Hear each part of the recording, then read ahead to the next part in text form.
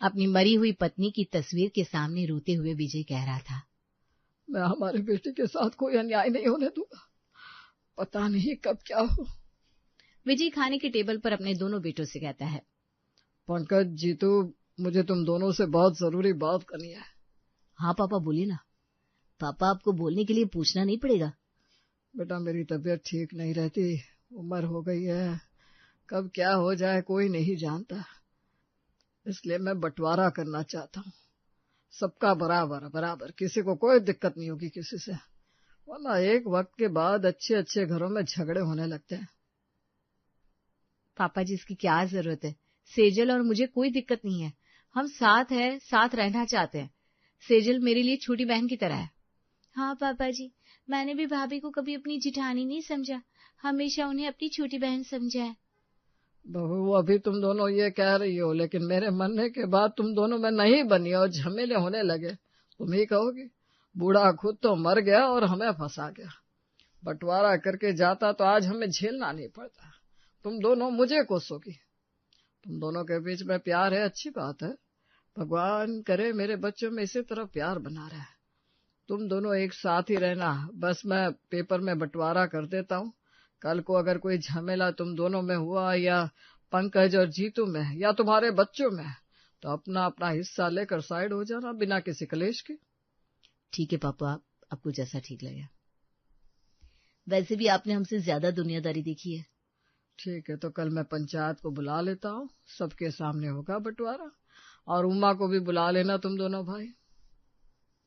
जी पापा, दीदी को मैं फोन करता हूँ। पंकज उमा को फोन करता है, दीदी कल आ जाना ना, पापा तुम्हें आने को बोल रहे हैं। भाई अभी तो मैं नहीं आ सकती हूँ। दीदी वो पापा कल घर में पंच बुलाया है और तुम्हारा वहां होना जरूरी है, पापा बंटवारा कर रहा है। अरे तो मैं आकर क्या करूंगी, वैसे भी पंच का निर्णय ही मान्य होता है, सबको मानना होता है। मेरे बच्चों के एग्जाम में मैं नहीं आ सकती। अरे तुम आती तो ठीक रहता। अच्छा ठीक है, मैं आ जाऊंगी बच्चों के एग्जाम खत्म होने के बाद बस। ठीक है, कोई बात नहीं, उमा आएगी तब उसे सब बता देना, कल पंच आएंगे, बहू तुम दोनों उन लोगों के खाने पीने का इंतजाम कर लेना। हाँ पापा जी, हम कर लेंगे। नाश्ता करके दोनों भाई दुकान चले जाते हैं और विजय अपने दोस्तों से मिलने के लिए निकल जाता है। इधर अंकिता और सेजल दोनों घर के बाकी काम करने में लग जाती है। फिर दोनों देवरानी जेठानी आपस में बात करती हैं। भाभी मैं क्या बोल रही थी, कल हम लोग बहुत बिजी रहेंगे, ऐसे ही इतने आदमी रहेंगे घर में, तो आज रात में ही हम लोग नाश्ते की तैयारी करके रख ली क्या? हाँ ठीक है, ऐसा ही करते हैं, वरना कल तो बहुत हड़बड़ हड़बड़ हो जाएगा। अंकिता और सेजल कल के पूरे दिन की खाने का मेनू डिसाइड कर लेती है और रात में ही अगले दिन सुबह के लिए ढोकले, इमरती, सांबर बड़े की तैयारी करके रख लेती है। रात को जब सब खाने के टेबल पर आते हैं तब अंकिता विजय से कहती है, पापा जी कल के लिए हमने ढोकले, सांबर बड़े और इमरती की तैयारी कर ली है नाश्ते के लिए, और कुछ भी करना हो तो बता दीजिए, हम उसकी तैयारी कर लेंगे। अभी दोपहर और रात के खाने के लिए बता दीजिए, फिर उस हिसाब से हम सब कर लेंगे।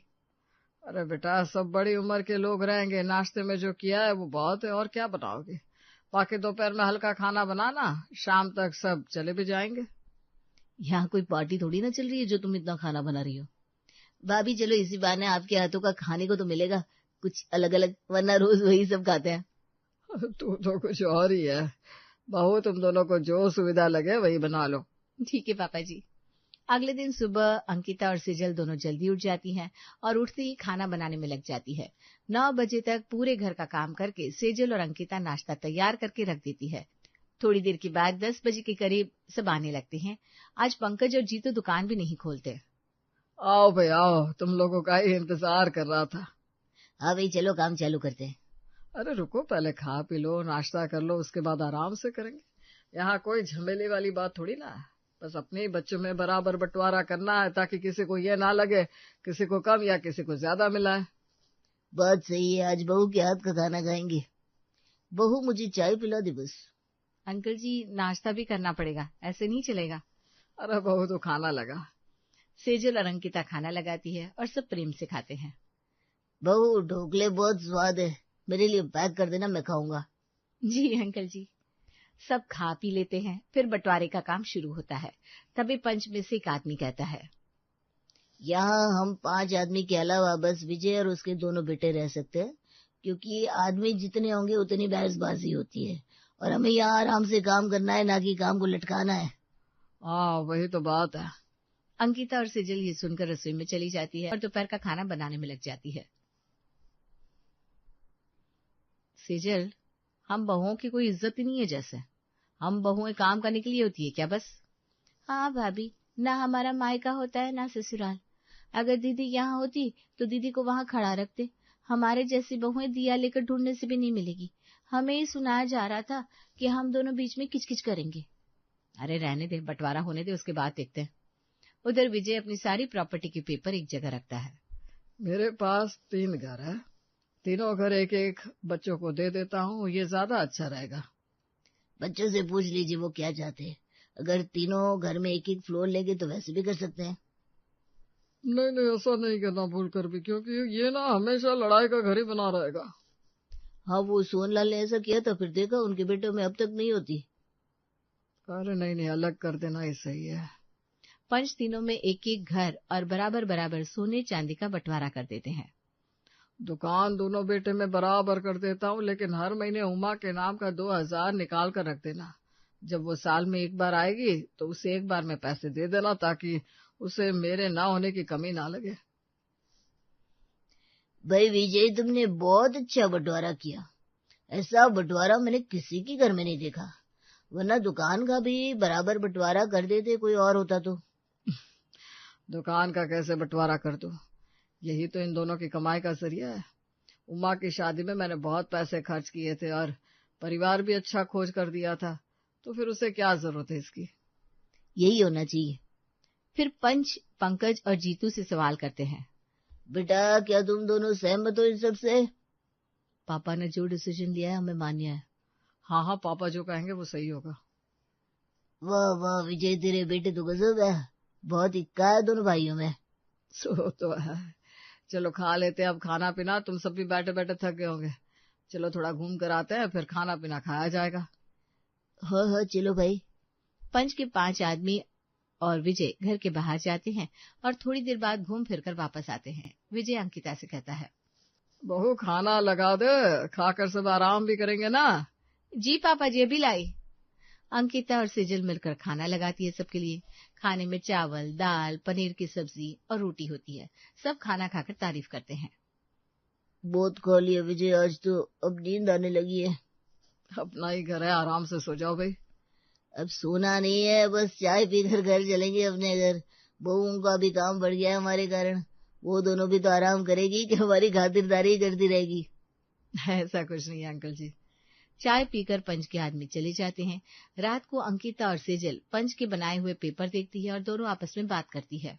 उमा दीदी जब आती है तो हम कितना कुछ करते हैं उनके लिए। अब क्या जान दे दे? बंटवारे में इतना देने की क्या जरूरत थी? मेरे मायके से तो हमें कुछ नहीं मिला। बेटी को क्या ही चाहिए, बस इज्जत और सम्मान जब वो मायके जाए। भाभी, मुझे नहीं लगता दीदी ये सब लेगी। पापा जी ने बंटवारा कर दिया है तो क्या हुआ, ये हम दोनों को वापस ही कर देगी। अच्छा ही है, वैसे भी लेना तो नहीं बनता है उनका। जल्दी से दीदी आए और सब क्लियर हो जाए। अरे हम क्यों हड़बड़ाए, बच्चों के एग्जाम होने दो, उसके बाद दीदी आएगी खुद। रात को अंकिता और सेजल दोनों अपने अपने मायके में सारी बात बताती है। दीदी ये तो बहुत गलत हुआ। आपके घर जब आपकी ननद आएगी तो बोलेगा मैं आपके भैया को भेज दूंगी। हाँ एकदम। उधर सेजल की माँ कहती है, ऐसे कैसे ननद का हिस्सा हुआ? बेटी को कब से हिस्सा मिलने लगा? तो एक काम कर, जब तेरी ननद आए तो मुझे बुला लेना। मैं सब पासा चलूंगी कि वो छोड़ देगी खुद ही अपना हिस्सा। ठीक है माँ। दिन बीतने लगते हैं और ठीक महीने भर बाद उमा अपने बेटे के साथ मायके आती है।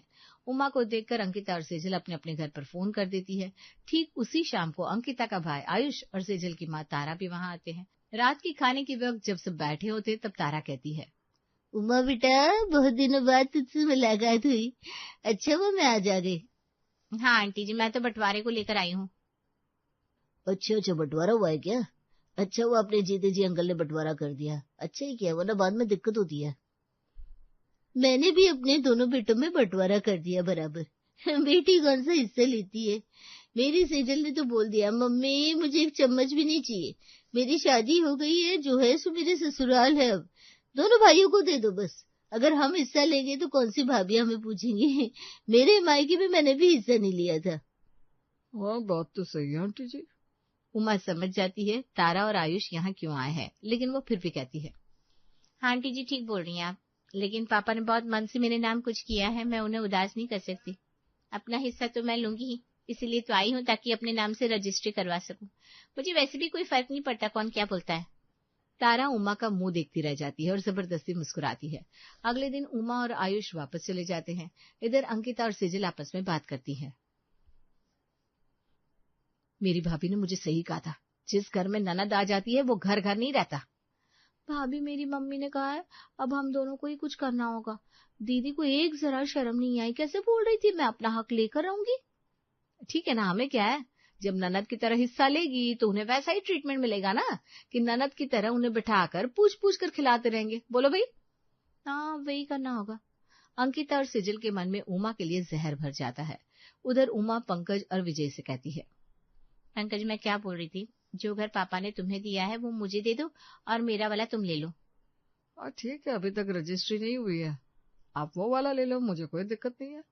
ये सब अंकिता सुन लेती है और रसोई से आकर कहती है, क्यों, हम नहीं बदलेंगे, जो हमें मिला है हम वही रखेंगे। जो घर बीच बाजार में है तो दीदी अपना दिमाग लगाकर वो भी हमसे लेना चाहती है। भाभी ऐसा नहीं है। दीदी जो भी है हम नहीं देंगे अपना वाला घर, बात खत्म। अंकिता पंकज को लेकर अपने कमरे में चली जाती है और उसे सिखाने लगती है, अरे दिमाग कम है क्या आपके पास, सब दे दो, अपने बच्चों के लिए कुछ मत सोचना। दीदी देखो कैसे अपने बेटे के लिए मरी जा रही है। विशाल ने 10th कर लिया है तो वो पगला रही है ताकि हमारे वाले घर को मार्केट बना दे और उसी में एक दुकान विशाल को खुलवा देगी। अरे इतना तो मैंने सोचा ही नहीं। हाँ, अब आप कुछ नहीं कहेंगे दीदी से, जो डिसीजन होगा वो मेरा होगा। उधर विशाल अंकिता के कमरे के बाहर खड़ा सब सुन रहा था। अगले दिन खाने के टेबल पर सेजल विजय से कहती है, पापा जी मैं और भाभी सोच रहे थे कि हम थोड़ा घूमने चले जाए 4-5 दिन के लिए। दीदी तो है यहाँ आपको देखने के लिए। भाभी मैं भी तो घूमने के लिए यहाँ आई हूँ। दीदी जब हिस्सा बराबर का ले सकती हो तो काम भी बराबर का करना होगा। हम तो जा रहे हैं, आप घर देखो। उमा कुछ नहीं कह पाती और अगले दिन सेजल और अंकिता अपने पति और बच्चों के साथ घूमने चली जाती है। दिन इसी तरह बीतने लगते हैं। उधर विशाल उमा से कहता है, मम्मी ये सब क्या है, अब क्यों सबका सुन रही हो बिना मतलब के। चलो हम यहाँ से चलते हैं, और ये रिकॉर्डिंग करके क्या ही होगा, कुछ नहीं। अरे रुक ना, इतनी टेंशन क्यों ले रहा है, एंजॉय कर, इन सबका अपना ही मजा है। उमा इंस्टा पर पूरे दिन लगी रहती है। 5 दिनों के बाद पंकज और जीतू का परिवार वापस आता है। आते ही उमा अपना माथा पकड़कर कहती है, मेरे माथे में बहुत दर्द हो रहा है। भाभी अच्छा हुआ तुम लोग आ गई, वरना आज तो मुझसे कोई काम नहीं होता। हमें देख लिया तो बीमार तो होना ही था। कभी कोई ये भी कहता कि भाभी आप लोग इतना करती हैं, ये हिस्सा भी आप ही रखिए, तो हमें भी अच्छा लगता। अंकिता सबके लिए चाय बनाकर लाती है और जीतू सबके लिए बाजार से पकौड़े। अभी सब चाय पकौड़े से काम चला लो, फिर थोड़ा आराम करके हम खाना बना लेंगे दोपहर का। कोई बात नहीं बहू, तुम लोग टेंशन ना लो, और अगर ना भी हुआ तो बाजार से खाना आ जाएगा। तभी सेजल का बेटा अपने हिस्से का पकौड़ा उमा को देता है। बुआ ये तुम खा लो, विशाल भैया ने मुझे बताया कि आपने रात में कुछ नहीं खाया था। हाँ बेटा, तबीयत ठीक नहीं थी ना मेरी, अब जाकर भूख लगी है मुझे। सेजल का दिमाग लहर जाता है। वो तुरंत कहती है, अब तुम भी अपना हक बुआ को दे दो। बच्चों का तो हक छोड़ देना चाहिए, खुद को इज्जत नहीं है। सेजल गुस्से में अपने कमरे में चली जाती है। सब खा पी कर अपने अपने कमरे में चले जाते हैं। विशाल को उमा पर बहुत गुस्सा आता है और वो कहता है, मम्मी मैं कल ही हम दोनों की टिकट कटवा रहा हूँ, कल चल रहे हम, और तुम नहीं गई तो मैं अकेले ही चला जाऊंगा। कैसी बात कर रहा है तू, चलती हूँ ना मैं कल। तुम्हें किस चीज की कमी है मम्मी अपने घर में जो इतनी बातें सुन रही हो। हमें नहीं चाहिए कोई हिस्सा वगैरह, आप इन सब झमेले से दूर रहो ना। अरे तू शांत रहे ना बेटा, कल चलते हैं और देखना कल तेरी मामी हमें छोड़ने आएगी। अगले दिन जब सब नाश्ता कर रहे थे तब उमा पंकज और जीतू से कहती है, तुम दोनों खाकर रुकना, कुछ काम है मुझे। हाँ ठीक है। हाँ दीदी। अंकिता और सेजल की शक्ल पर 12 बज जाते हैं।